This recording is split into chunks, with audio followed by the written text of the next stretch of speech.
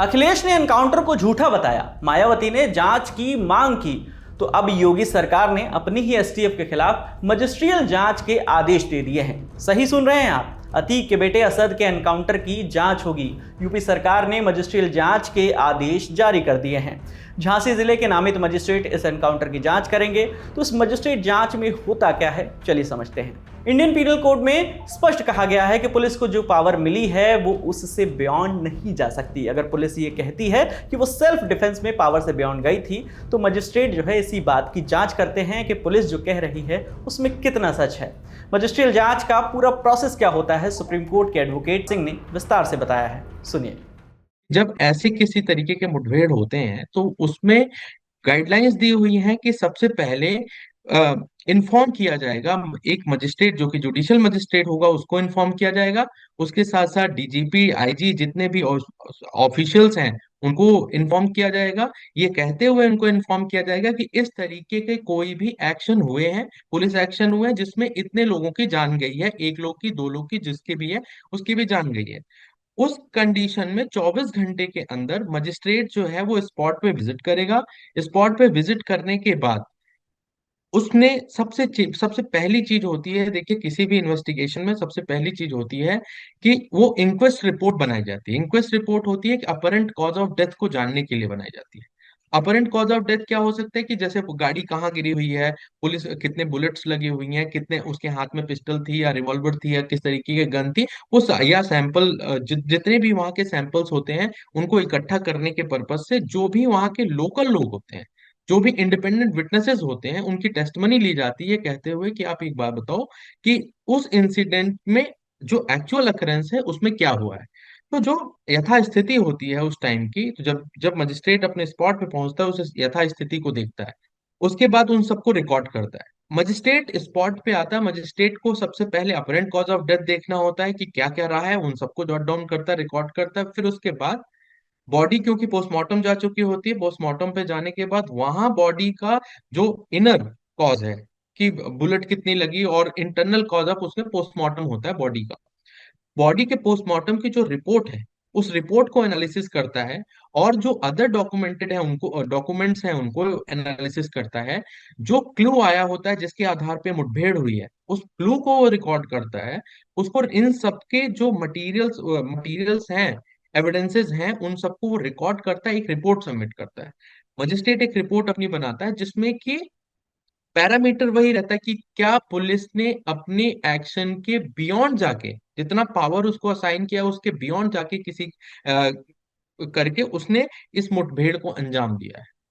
अगर ऐसा होता है तो मजिस्ट्रेट, क्योंकि ये मजिस्ट्रेट स्पेशल मजिस्ट्रेट उस टाइम पे बुलाया जाता है जिस टाइम पे मुठभेड़ होती है। तो एक मजिस्ट्रेट वो है जिसके जुरिडिक्शन में वो पुलिस स्टेशन आता होगा जहां वो अकरेंस हुआ है, जिसके पास उसको ट्रायल करने का पावर होता है। तो ये मजिस्ट्रेट उसको अकरेंस रिपोर्ट के तौर पे एक रिपोर्ट सबमिट करता है। और उस अकरेंस रिपोर्ट की जो रिपोर्ट है उस पे मजिस्ट्रेट को देखने से लगता है कि क्या ये अपरेंटली पुलिस ने अपने पावर के बियॉन्ड जाके किसी के इस मुठभेड़ को अंजाम दिया है। देन वहां डिसिप्लिनरी एक्शन इन्वोक हो जाती है with the direction of the magistrate.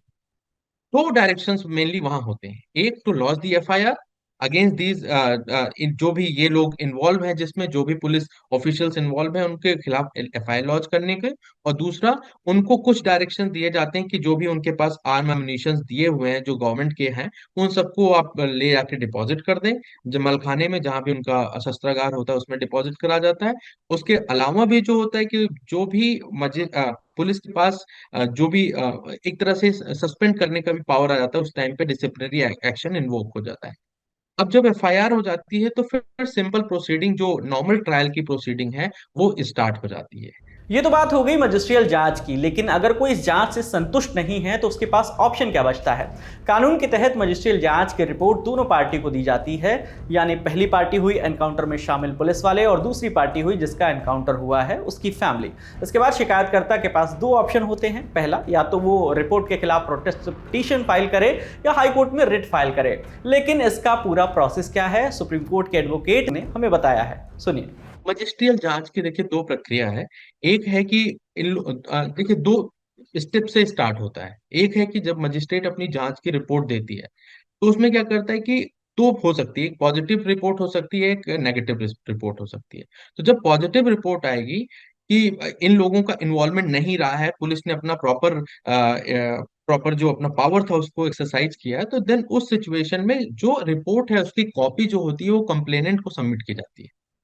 तो कंप्लेनेंट को लगता है कि ये रिलायबल नहीं है, ये रिपोर्ट जो है मुझे चैलेंज करना, तो दो तरीका है। मेनली एक प्रोटेस्ट पिटीशन फाइल की जाती है कोर्ट में। जब प्रोटेस्ट पिटीशन ऐसी पिटीशन होती है जिसमें कि जब आपके पास कहीं भी कोई जाने का अधिकार नहीं है और आपको लगता है कि आप मजिस्ट्रियल या इन्वेस्टिगेटिंग अथॉरिटीज के एक्शन से आप सेटिस्फाइड नहीं है, तो उस सिचुएशन में इसको प्रोटेस्ट पिटीशन फाइल किया जाता है। तो प्रोटेस्ट पिटीशन में मजिस्ट्रेट के पास पावर होता है, उसमें सुना जाएगा। मजिस्ट्रेट के सामने ही प्रोटेस्ट पिटीशन डील होती है, मजिस्ट्रेट उसको सुनेगा। मजिस्ट्रेट के पास मेनली चार पावर होते हैं। एक होता है कि प्रोटेस्ट पिटीशन को डिनाई कर दे आउटराइटली उसके फेस पे, कि ठीक है कोई भी ऐसा मामला नहीं बन रहा है। दूसरा इसका मैटर आता है जिसमें कि कहते हैं कि ठीक है, launch the FIR and start the investigation. Direction दे सकता है कि एफआईआर लॉन्च कराइए इस पे और इन्वेस्टिगेशन स्टार्ट करिए।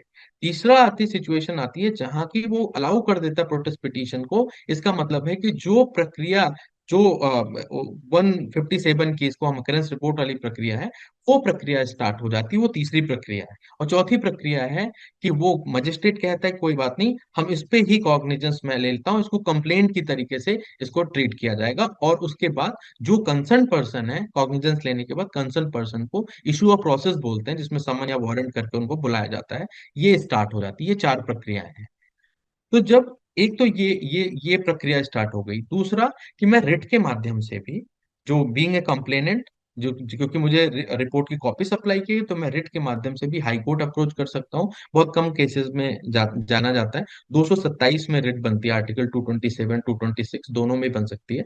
तो उसमें हम रिट के माध्यम से जाते हैं और उस रिट में कोर्ट क्या कर सकता है, उस मजिस्ट्रियल उस इंक्वायरी को सेटअप करने के लिए या तो किसी दूसरे से प्रॉब के लिए डायरेक्शन दे सकता है कि दूसरी संस्था से प्रॉब कराया जाए, या उस तरीके के कई डायरेक्शंस होते हैं, उनको उस पॉइंट ऑफ टाइम पे दे सकता है। अब आपको वो मामला बताते हैं जिसमें मजिस्ट्रियल जांच को चैलेंज किया गया। 3 अगस्त 2002 को बुलंदशहर में पुलिस ने लुटेरा बताकर 18 साल के एक बीटेक स्टूडेंट प्रदीप कुमार का एनकाउंटर कर दिया था। NH 91 पर हुए इस फर्जी एनकाउंटर को प्रदीप के परिजनों ने कोर्ट में चैलेंज किया, जिसके बाद कोर्ट ने यूपी सरकार पर 7 लाख रुपए का जुर्माना भी लगाया था। उस मामले में क्या कुछ हुआ था, सुनिए।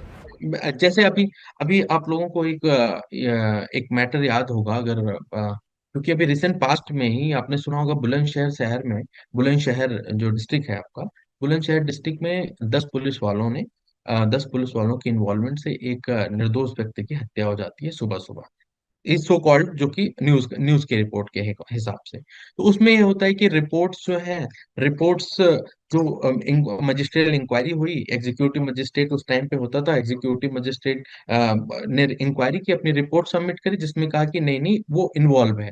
तो बट परयूजल जो डॉक्यूमेंट्स और रिकॉर्ड का परयूजल हुआ, तो पता चला कि एफआईआर में जो नाम है, जो क्लूज दिए गए हैं, ये सारे क्लूज जो डिस्क्लोज किए गए उसमें डिस्क्रिपेंसीज थी। तो पता चला कि इसमें प्रॉपर तरीके से इनको इस प्रॉपर रिपोर्ट नहीं है। तब उसको हाई कोर्ट में चैलेंज किया गया, रिट के माध्यम से हाई कोर्ट में रिट को डिसाइड किया गया। फिर वो लोग अभी भी पेंडिंग है सुप्रीम कोर्ट में, उसमें कभी एक्सपेडाइट करने की भी बात हो रही है। तो इस तरीके के सिनेरियोज आते हैं, इस तरीके के सिनेरियोज आते हैं जिसमें कि चैलेंज किया जाता है।